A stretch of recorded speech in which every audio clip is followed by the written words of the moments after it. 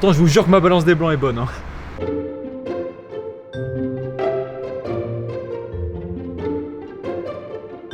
Bon, bah maintenant qu'on sait qu'il y a le désert du Sahara juste à côté de Lyon, on va pouvoir commencer cette vidéo. Non, pour de vrai, c'est un truc de ouf. Je me suis levé ce matin, je pensais clairement que j'étais bourré. Mais apparemment, c'est vrai, ce temps, il vient du désert du Sahara. Bientôt, on va retrouver une dune place Bellecour, vous allez rien comprendre. J'espère que vous allez bien l'équipe, ça fait un petit moment qu'on s'est pas vu.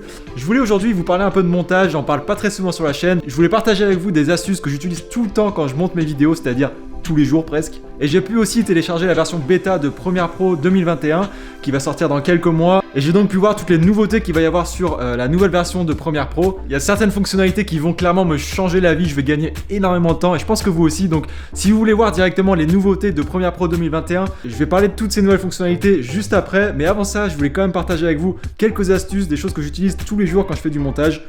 C'est parti! La première astuce que je voulais vous donner, c'est de monter vos vidéos en 4K, même si vous n'avez pas forcément filmé en 4K. Il y a plusieurs avantages à ça. Le premier, c'est que si vous rajoutez du texte, un logo ou du motion design dans votre vidéo, ces éléments seront en 4K dans votre montage final, donc de meilleure qualité. Ce que j'ai appris il y a pas très longtemps, c'est que les réseaux sociaux, ils adorent la 4K, les algorithmes, ils adorent la 4K. C'est-à-dire que, imaginons, deux personnes publient exactement la même vidéo sur YouTube, mais l'une est en 4K, l'autre est en 1080. Celle qui est en 4K sera apparemment mise en avant par YouTube. Donc rien que pour cette raison, c'est intéressant de monter vos vidéos et d'exporter en 4K. Ça peut être intéressant. Astuce numéro 2, c'est que depuis la mise à jour en octobre 2020, il est possible maintenant de supprimer et raccorder des plans. Et ça, c'est un énorme gain de temps aussi. Imaginons, vous avez un montage assez gros, une timeline assez imposante et vous voulez supprimer juste un petit rush au milieu. Avant cette mise à jour, pour raccorder tout ce qu'il y avait à droite du plan que vous avez enlevé, il fallait tout sélectionner et tout recoller au montage parfaitement. En fonction de votre timeline, des fois, ça peut être vraiment difficile à faire, ça prend un peu de temps quand même. Et maintenant, depuis cette mise à jour, tout ce que vous avez à faire, c'est de sélectionner l'espace vide, cliquer sur effacer et le logiciel va automatiquement combler l'espace vide, il va raccorder vos deux montages et vous n'avez plus rien à faire. Une autre façon de faire ça, c'est de cliquer sur A ou alors vous cliquez sur ce petit symbole juste ici, je sais plus comment ça s'appelle et j'ai la flemme de ressortir de la table pour aller voir sur mon logiciel puisque j'ai une super bonne idée de me mettre sous la table. Je trouve ça intéressant, le changement de cadre. Cette année, j'opte pour la nouveauté, je trouve ça intéressant. Donc me voilà sous une table. Alors, vous cliquez sur A ou ce petit symbole juste ici. Vous cliquez juste avant toute la partie que vous voulez sélectionner et voilà, le logiciel va automatiquement sélectionner tous vos plans vidéo et audio et vous allez pouvoir raccorder tout ça manuellement. Donc voilà, si ça peut vous faire gagner du temps, vous me voyez ravi. En tout cas, moi, j'ai pas gagné beaucoup de temps en me foutant sous cette table. C'est pas comme si je faisais 1m95 en plus.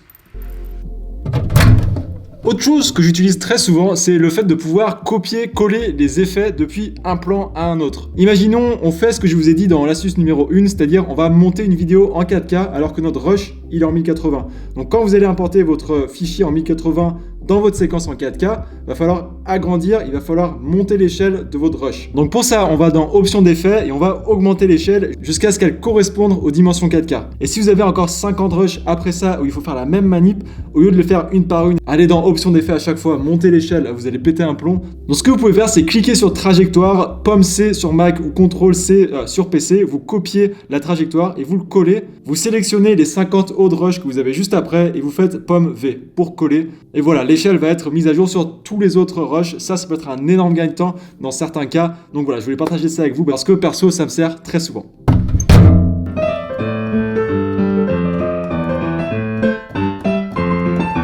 Une autre astuce que je voulais vous donner, ça concerne le son. C'est pour ça que j'ai fait un petit peu du piano, parce que le son, piano... C'est une technique que j'ai découvert très récemment, pour ne pas dire hier, en préparant cette vidéo. C'est la possibilité de pouvoir synchroniser deux pistes audio. Donc si vous avez tourné une vidéo et que vous avez pris le son avec un enregistreur externe ou une autre caméra et que vous voulez synchroniser les deux pistes ensemble, au lieu de faire de l'à peu près en essayant de voir si elles correspondent bien sur la timeline, vous pouvez sélectionner les deux pistes, clic droit et cliquer sur synchroniser. Et là, Premiere Pro va faire du mieux qu'il peut pour synchroniser vraiment les deux pistes et pour le peu que j'ai pu voir, ça marche parfaitement bien. Toujours dans cet esprit de gagner du temps, de monter ces vidéos rapidement, une façon vraiment incontournable de gagner beaucoup de temps en montage, c'est d'utiliser les raccourcis clavier au maximum. Donc si vous n'êtes pas encore très familier avec les raccourcis clavier, je vous recommande de cliquer en haut à gauche sur Premiere Pro et ensuite sur raccourcis clavier. Et ici vous allez pouvoir voir toutes les possibilités qui s'offrent à vous pour utiliser voilà, tous les raccourcis clavier. Donc perso, j'ai quasiment tout le temps une main sur mon clavier qui fait tous les raccourcis clavier parce que je m'en sers vraiment tout le temps. Par exemple, pomme R ou CTRL R pour modifier la vitesse, accélérer ou ralentir le plan. La touche G qui sert à augmenter ou diminuer le gain de vos pistes audio. La touche C pour sortir l'outil cutter pour découper votre piste, pour créer des cuts dans vos pistes, et la touche V pour revenir à la souris normale. Pomme Z pour revenir en arrière si vous avez fait une boulette, et ça, autant vous dire que je le fais tout le temps. Et ce que je fais encore plus, c'est pomme S pour enregistrer vos fichiers. Ça, je le fais, c'est devenu un tic. Je sais même pas comment la touche S existe encore sur mon clavier parce que je le ponce celui-là, mais un truc de fou. Donc voilà, je vous recommande d'utiliser un maximum les raccourcis clavier. Astuce suivante, c'est d'utiliser les séquences imbriquées.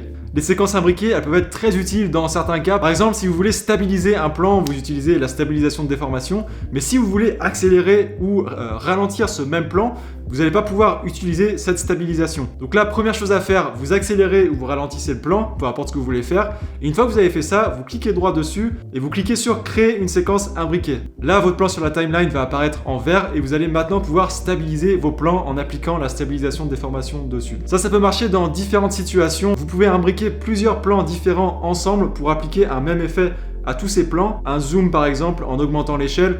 Voilà, il y a plusieurs possibilités, mais en tout cas les séquences imbriquées ça peut être très pratique dans pas mal de situations. Ok, donc maintenant on passe sur la partie nouveauté, j'avais trop hâte de partager ça avec vous. Pour ceux qui ne savaient pas, vous avez la possibilité d'essayer les applications Adobe avant qu'elles sortent, avec les versions bêta. Donc si vous allez dans Creative Cloud, vous regardez à gauche dans les catégories, tout en bas vous avez application bêta. Et ici vous allez pouvoir télécharger, là en l'occurrence, la version bêta de Premiere Pro 2021, pour pouvoir voir un peu à quoi ressemblera le logiciel, voir un peu les nouveautés. Mais attention de ne pas oublier que c'est une version bêta, donc par définition, c'est pas la version officielle, donc il y aura peut-être des bugs, peut-être des choses pas vraiment finies. Mais en tout cas, ça vous donne un peu un avant-goût de ce à quoi ça va ressembler. Donc je voulais partager avec vous les nouveautés qu'il va y avoir. Il y a des choses assez intéressantes et notamment la fonctionnalité qui, moi, à titre perso, va beaucoup me servir. C'est une toute nouvelle interface pour créer vos sous-titres. Si vous réalisez des vidéos pour des clients, vous avez forcément dû tomber sur un client qui vous demande de sous-titrer la vidéo parce qu'aujourd'hui, sur les réseaux sociaux, les gens écoutent plus forcément les vidéos avec le son. Quand ils regardent leur téléphone, dans le tram, dans le métro. C'est hyper frustrant pour nous créateurs, mais c'est la réalité des choses. Donc aujourd'hui, on est très souvent amené à sous-titrer nos projets commerciaux. Mais pas que commerciaux d'ailleurs, des projets perso aussi. Donc là, voilà, vous avez une toute nouvelle interface et vous avez surtout la possibilité de pouvoir, ce qu'ils appellent transcrire la voix. Donc en fait, au lieu de perdre des heures, parce que pour le coup, vraiment, ça prend très longtemps de devoir tout écrire les sous-titres, vous allez pouvoir juste cliquer sur un bouton et le logiciel va automatiquement détecter la voix et écrire les sous-titres pour vous. Donc ça, c'est vraiment la folie. Vous pouvez même choisir la langue. Ça, c'est assez incroyable. Moi, j'ai beaucoup de clients pour qui je fais énormément de sous-titres en français et en anglais. Donc je vous raconte même pas le gain de temps que ça va être. Donc cette fonctionnalité, pour l'instant, même sur la version bêta, elle n'est pas accessible à tout le monde. Il faut faire une demande auprès d'Adobe. J'ai fait cette demande et ils l'ont approuvé un mois après. Donc voilà, j'ai vraiment pu tester ça pour vous. Et le retour que je voulais vous faire, je vous l'ai déjà fait. Il est très positif le retour parce que ça marche parfaitement. Donc voilà, vous n'êtes peut-être pas tous dans mon cas à faire beaucoup de sous-titres, mais pour ceux qui font du sous-titre, ça risque de vous intéresser. Autre nouveauté sur la version 2021 de Premiere Pro, c'est la détection de montage de scène. Donc qu'est-ce que c'est? Imaginons vous importez un projet déjà fini dans votre timeline, donc un projet uni, une seule ligne sur votre timeline, vous sélectionnez la vidéo, clic droit, détection de montage de scène, et il va vous créer des coupures sur chaque cut qu'il y a sur la vidéo. Donc ça peut être hyper pratique si vous voulez reprendre une vidéo. Si votre entreprise, elle vous donne une vidéo et elle vous dit de reconstruire la vidéo, de changer les plans d'ordre, etc. Là, vous avez la possibilité de faire ça. C'est très pratique aussi dans un autre cas, c'est si vous bossez avec quelqu'un qui va faire votre colorimétrie, vous pourrez lui envoyer la vidéo finale et lui, en utilisant cet outil, il pourra diviser tous les plans et du coup, modifier la colorimétrie sur chacun des plans indépendamment les uns des autres.